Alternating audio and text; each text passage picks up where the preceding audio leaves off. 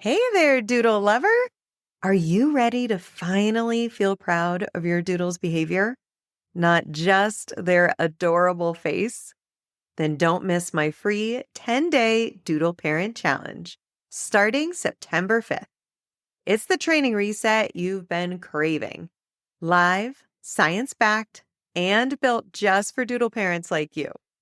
Head to thedoodlepro.com/parent challenge to save your free spot now. That's thedoodlepro.com/parent challenge. I'll see you inside.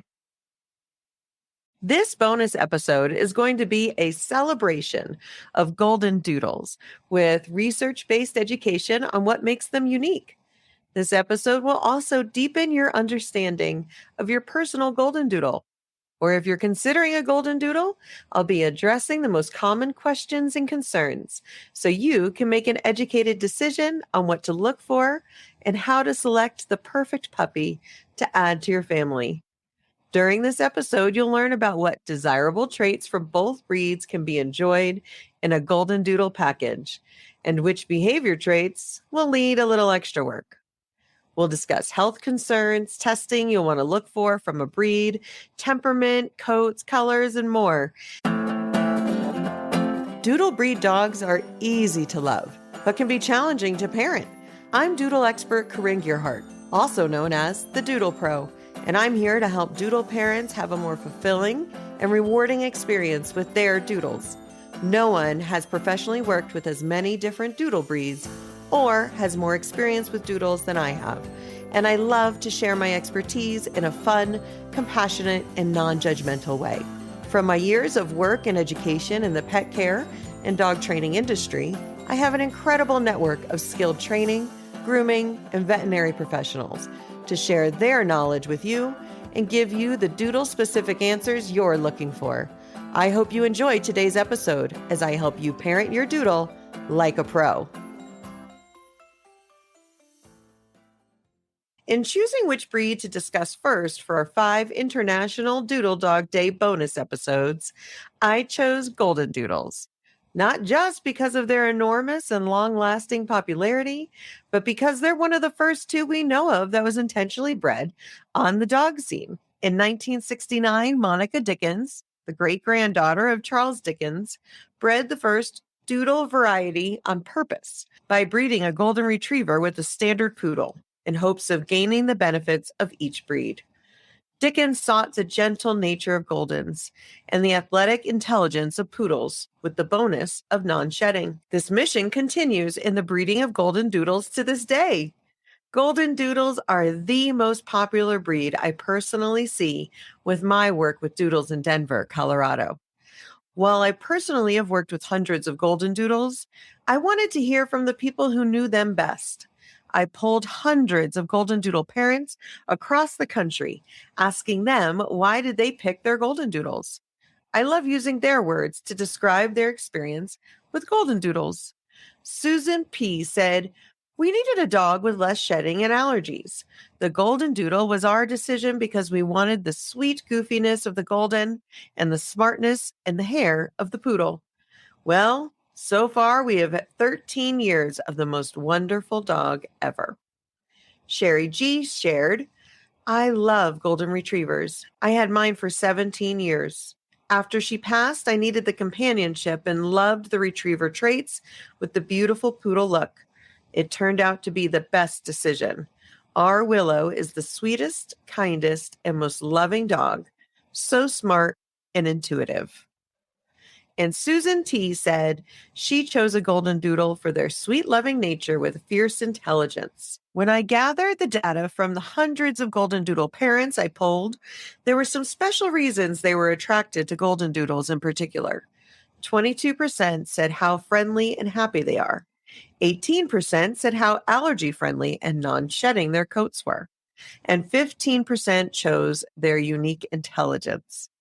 Compared to other Doodle mix families I polled, many more Goldendoodle parents noted the gregarious and eager-to-please nature of the Golden Retriever as the most desired feature of their dog. Now, Let's look under the hood to see why Goldendoodles have the traits that these parents love so much. As there are hundreds of years of Goldendoodles, understanding who they are mixed with to get this great dog is crucial. Goldendoodles are not a recognized breed standard, and many Goldendoodles on the market and puppies available are mixed straight from a poodle and golden retriever. You really want to understand the genetics that feed into this phenomenal dog. Genetics do matter. Let's discuss the golden first. The golden's temperament and traits are often one of the most desired pieces of a goldendoodle. In general, they live from 10 to 12 years and range from 55 to 75 pounds. Of course, the females are on the smaller side and males on the larger. They are renowned for being great with young children, other dogs, and affectionate with family. They're also known as heavy shedders with their long double coat. They need lots of daily exercise, are easy to train, outgoing, loyal, and eager. They often love a good meal and bonus treats, so they could be prone to being overweight. I can't blame them for that. What's not discussed often is the difference between a fielding golden and a show golden. When you think of a typical golden retriever, most people think of the boxier, blockier head, big bone shaped with gold to cream colored coats. This is the one that you see being shown in dog shows and around your neighborhood. A show golden is bigger, thicker, and stockier, with a longer coat and more obvious heavy shedding. They have less drive than their fielding counterparts and are often calmer and need less rigorous training. The fielding golden is less common, but very important for us to know about, and I'll tell you more on why later. The fielding golden was bred to hunt. They are even more of a working dog than the traditional show golden. They're meant to be in a field all day, retrieving gunned-down fowl. They're smaller, slimmer, and boy, are they athletes. They're built to run, jump, and swim all day. They have a very high drive and need a job. If they don't have an outlet to channel that drive and energy healthily, you'll often see their intelligence show in chewing forbidden objects in the home, stealing socks, etc. That extra brain power can come back to bite you if their demanding training needs aren't met. Speaking of biting, they are still very eager to please and friendly, but they can be more mouthy and rough and tumbly than the show goldens, as their mouths were meant to carry foul game. While the field golden is also loving and aims to please, they have much more energy, and that's saying a lot if we're comparing them to a show golden. Their coats are a darker gold to a red, and their shorter coat length can feel like they have less shedding. Golden retrievers can bring their own health issues to the table. That means that when any dog is crossed with a golden retriever, like our Goldendoodles, there are crucial health tests like hips, elbows, eyes, and cardiac needed to ensure you're carrying the desired traits of the golden and leaving the undesired health issues behind. Now, let's talk about the poodles that we'd be crossing with the golden retriever to make our beloved Goldendoodles. Poodles are very affectionate with families, great with kids, and are pretty good with other dogs, but they do need more focus on positive socialization early and can be on the sensitive side and barky. Poodles are loved for their incredible intelligence, athleticism, lack of drooling, and non-shedding coat. 3 different sizes are recognized in the poodle breed: toy, mini, and standard. You might hear of additional sizes like teacup, Moyen, or royal, but those aren't recognized by the AKC. So we'll focus on the ones that are formally recognized in the breed standard. Toy is an average of 8 pounds, and they live for on average 10 to 18 years. Toy poodles and mixes with them are more fragile at their small size and aren't recommended for families with small children, as they can get hurt easily by accident.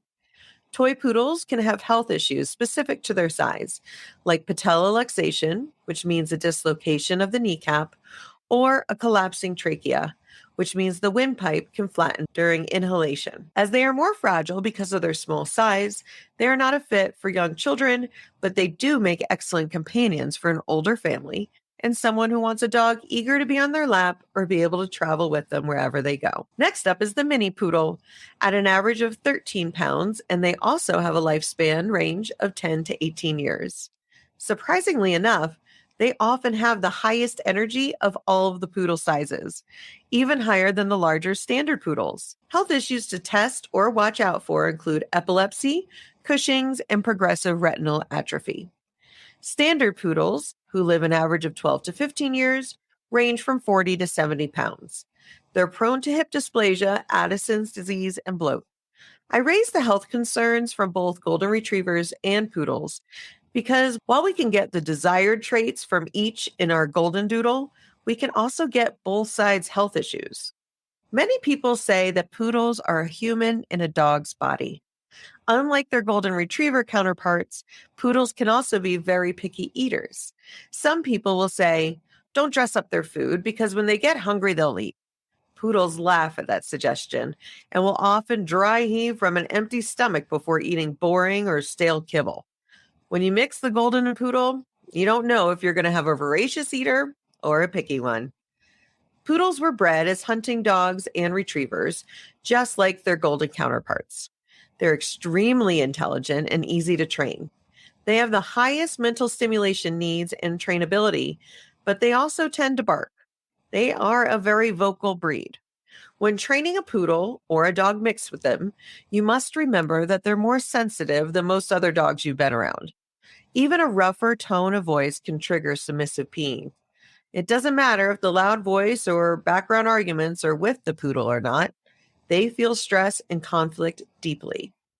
They're excellent jumpers, which is great for athletic feats or agility training, but can add an extra challenge when you're trying to train your dog to be polite, greeting your guests. They can be skittish and are prone to separation anxiety, so early and frequent positive socialization from the beginning of their time with you is critical.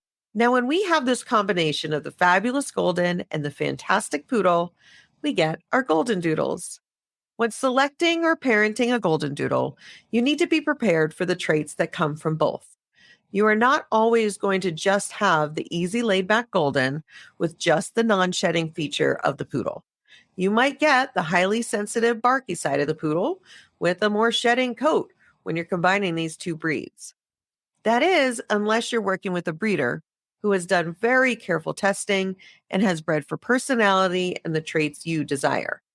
You might get a combination of the most desirable of both, or what you see as the least desirable of both. So very careful research is important. What is often called hybrid vigor can be true. When both parents are rigorously health tested, the offspring of those two dogs can often outlive both of their parents' life expectancy. I'll include a link to the full list of recommended health testing in the show notes, but briefly, they should include OFA hip clearance, DNA tests for eye issues, canine bleeding disorders, and seizure issues, and patella checks for toys and mini sizes. Genetic tests can run for more than $250, and OFA x-rays of hips more than $500 each for the parents. So when you're paying a premium for your Goldendoodle puppy, I highly suggest you do so with a breeder who is also as equally invested in the health and well-being of their puppies. Let's talk coats. Since poodles are non-shedding and golden shed volumes, the genes and generations of Goldendoodles matter greatly. It's more than can be covered here, and I'll devote a future episode to explaining furnishing gene testing, F1 versus F2, BB, etc. Their maintenance needs are extensive, and I encourage you to listen to episode 6 of our podcast to learn how to brush, bathe, and schedule grooming for your doodle. I'm allergic to dogs, and I do great with Goldendoodles that have a furnished or more poodle-like coat. But remember, there's no such thing as a truly hypoallergenic dog. If I was allergic to saliva, for instance, the coat being curlier wouldn't save me. In addition to having a real live teddy bear as a family member, there are a lot of color options for that coat. As golden retrievers come with the light gold cream to the reds, poodles come with a lot more colors. Poodles can be bred in apricot, black, blue, brown, cafe au lait, gray, red, silver, silver beige, and white. Oh, yes, Goldendoodles can come in black. They don't just come in golds and reds. They can also come in what's called abstract coats, which is a white muzzle and a little tuxedo on their chest, or a party coat, which means more than 50% white. I'll include a picture in the show notes of my late poodle.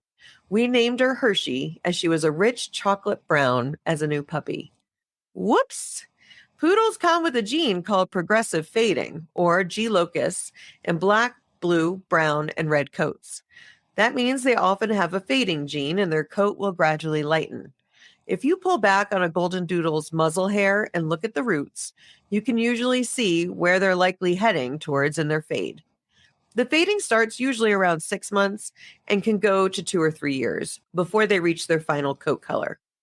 So that dog we named Hershey ended up not having a chocolate color at all, and she turned out to be what's called a silver beige. You can see for yourself in my show notes. Then we just doubled down on the chocolate theme and named our black Cavapoo Nestle. It doesn't make any sense, but I'm always outvoted in my house with pet names. My most embarrassing secret? I don't even love chocolate that much. I'm more of a salty chips kind of gal. Poodle lore says that red poodles are the craziest and wildest of all poodles. Of course, there are no peer-reviewed studies to back that up, but the legend is persistent amongst trainers. This might be because there are shorter lines of lineage for red poodles, and if you were to be an unscrupulous breeder looking only at profit, that is the color that will get you the highest dollar. Red poodles are much rarer than other coat colors. They are only recently being used in show, and they don't have as long of a lineage in show lines. They are now the rarest and most popular in the US and in China. But the most popular look for Goldendoodles right now is the deep red color. And that's often pulled from a Fielding Golden line. So if you're drawn to that dark red Goldendoodle, you need to be aware of the Fielding Golden's temperament and the qualities they're bringing to the table. So with that red Goldendoodle, you're talking about a higher energy dog, a dog whose shedding might be less obvious, is a bit smaller and thinner, more athletic, and can get into some more trouble and be mouthier. Genetics matter. If you pick the red or Goldendoodle, be prepared for some extra training and diligence to help them channel their drive in healthy ways. Shoal Golden lines crossed with poodles can grow into being more mellow. They still are a higher energy dog, but more mellow than their Fielding counterpart with less rigorous training needs. When I discuss the different colors that poodles come in, you might note I didn't mention Merle or Phantom. Neither of those color schemes are registered with AKC, which means that if you're looking at a Goldendoodle that comes in a Merle or a Phantom coloring, a different breed has been bred into the Poodle or Doodles line.